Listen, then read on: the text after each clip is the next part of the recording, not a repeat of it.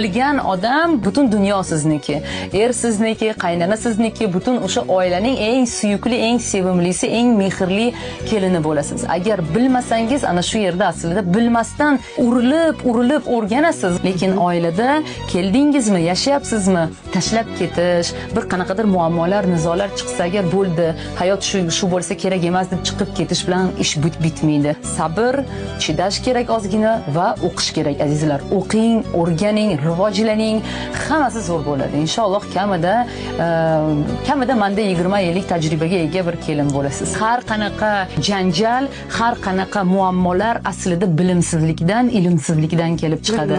Agar biz bilsak, agar biz mana shu erkak bilan qanday gaplashish kerakligini bilsak, erkak psixologiyasini tushunsak, qaynonani psixologiyasini tushunsak, ular bilan muomalani aslida qanday gapirsak, ular bizni qanday eshitishini tushunsak, o'shanda hech qanaqa muammo bo'lmaydi. Lekin buning uchun shunchaki bilim kerak azizlar.